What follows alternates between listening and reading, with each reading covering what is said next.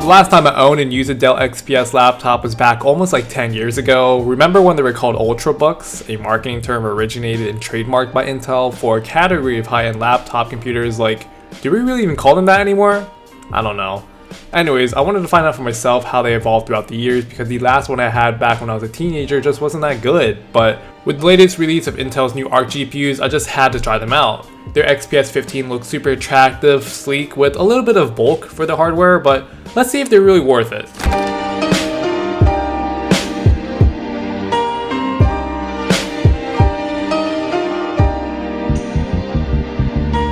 Yo, I didn't know this was a default wallpaper for the XPS. Look at this. What the heck?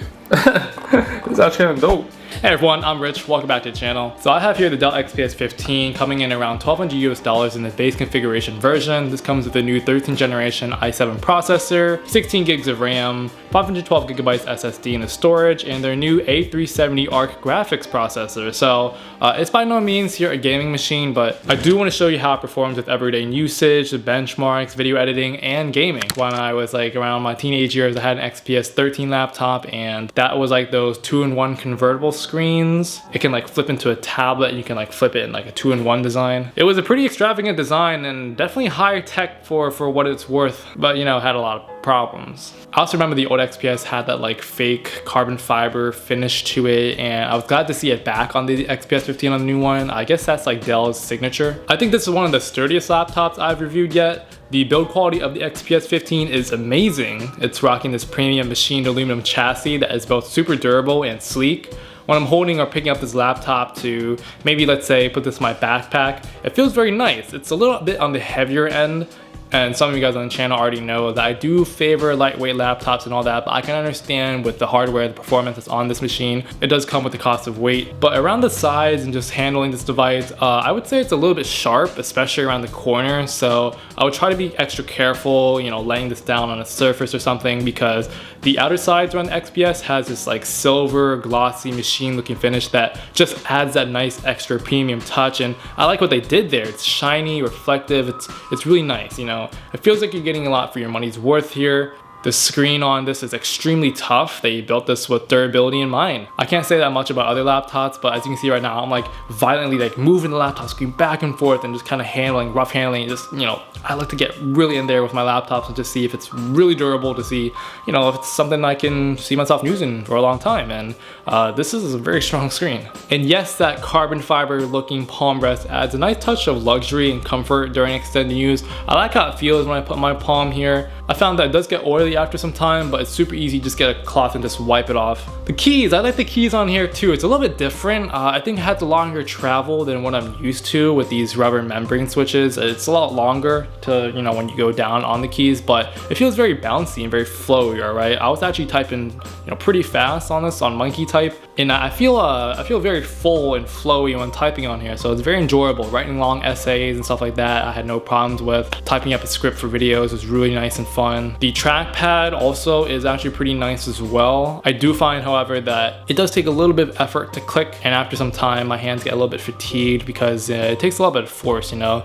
So I feel like the XPS is very grounded in what a computer should be. It just feels very raw. They've done a great job with the screen, they've done a great job on the design and outside. I think they spent the time to make this a really durable, well-made machine. And I'm also loving the speakers on the XPS 15 laptop. I think it definitely holds its own against something like the MacBook, which in my opinion have phenomenal speakers.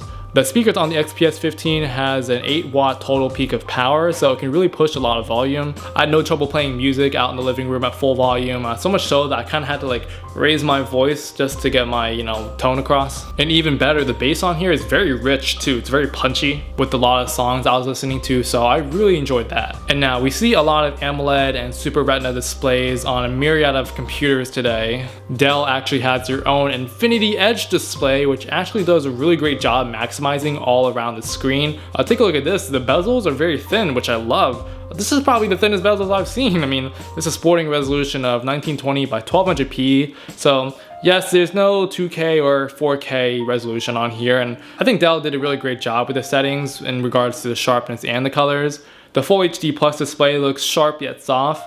You can especially see that around the text and icons, which kind of gives sort of an illusion that it may look a little higher res than it is. And there's a lively type of color range on here. It's very pleasing to look at. Watching content looks very crispy on here, from the deep rich blacks to the lofty highlights. Don't forget to mention their anti-glare screen has a max brightness of 500 nits, and I can for sure say that it's simply amazing because say you're working outside on a coffee shop or a library or something like that with huge bright windows or just light just hitting the laptop screen. I had no problems seeing and using this at all. It did a great job just blocking out all the glare. And while it isn't a touchscreen laptop, it's actually very soft to the touch. So when I took this over to Geekbench 6 benchmarks, there was some pretty promising results from other laptops with the new i7 CPUs. I was also going to test out the new Arc GPU on here as well. And I did see that another person's Arc scored pretty high up on the chart, so we had to see what's up here. So with that, I plugged the laptop in to give it its maximum power, then ran the CPU benchmark. Oh, here we go. Oh, check this out. Whoa. Look at these scores. 2,521 for single core and 13,304 for multi. That's pretty impressive for the i7. Alright, GPU time, let's go. Intel Arc. The Arc A370M GPU came out to around 31,000, and that's already double from their Iris Xe graphics nonetheless, and those are some pretty promising results. But I'm actually gonna go home right now, and then we're gonna run my favorite game. You guys already know, Modern Warfare 2. These kids aren't ready for my hands. I'm gonna just completely blow them out of the water when I get them back. I'm gonna show you guys the gaming performance and how that's doing over there.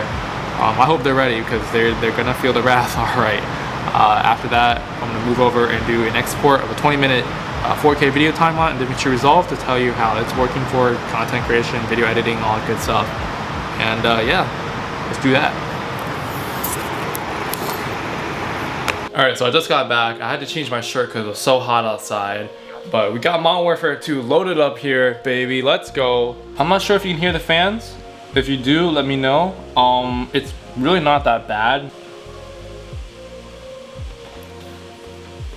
The fans are also blowing from the back, so it's hitting the table and coming up from like this side, if you can see that. But starting up the game and loading into lobby was very quick thanks to the high-speed SSD in here. I was able to get into action in like less than 3 minutes. The shaders on here rendered very quickly. I had the settings around their medium recommended mark, so we were pushing an average of 35 to 50 frames per second on it. It's very capable, and with a lot of AAA titles, if you want to knock the settings down to low and just get that extra crispy 60 frames per second, you can definitely do that. I was just playing on medium just because I think it was a nice balance of like graphics and performance.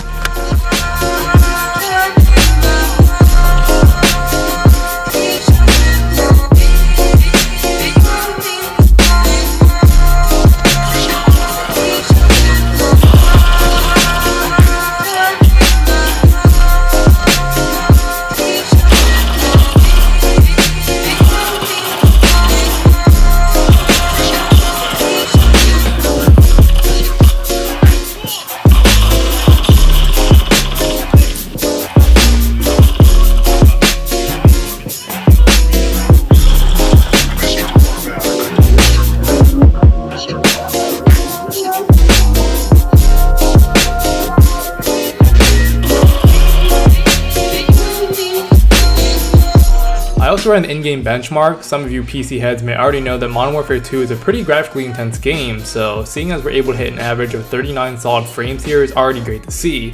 I think much of it came down to both the i7 CPU and the Arc graphics really churning through those visuals. Now as we moved over to DaVinci Resolve 18, I found that the video clips easily loaded into the timeline and there was little to low sluggish or lag when editing my clips. I was able to render a 20-minute 4K video timeline with light fusion effects and some transitions, and it all came down to being rendered in just 11 minutes for the entire video, and that's exceedingly fast by video editing timelines. I definitely could see this doing well for content creation, which also includes graphic image editing apps like Adobe Photoshop, Blender, and AutoCAD. So with typical web surfing, watching video content, just doing a bunch of normal stuff on it, I was able to get around 8 to 12 hours of usage. That's not including stuff like video editing, DaVinci Resolve, or anything like that. I found myself reaching for the charger by the end of the second or third day, charging it from 0 to 100. The power adapter is pretty heavy, so I didn't want to lug this around a lot, but I did keep it on my backpack most of the time because I did feel like it was going to run out of juice here and there. So my experience with the new XPS 15 laptop was pretty damn good. Tell me what you guys think. Do you have an XPS laptop yourself? Do you have anything else other than this? Are you looking at getting one? Did you come from an old XPS laptop like me before? Did you come somewhere from like a Surface Book? Oh man. I think Dell holds a position for making one of the greatest laptops of all time, and that's how they're in business for so long. That's how they're so popular by a lot of people in the world. But around that $1.2 to $1.5 thousand mark with their new ARC graphics card and 13th gen i7, I think it's packing a lot here, and I think this is like one of the best value performance laptop that you can get at this price point. Add that on top of the amazing hardware. I mean, it just feels so solid while using it. I just can't get enough of it. I mean, this is a great laptop, all right? Dell makes good laptops. I think they're good, all right? Anyways, that's all I have for today's video, so thank you guys so much for watching. Until the next one, everyone, I'll see you then.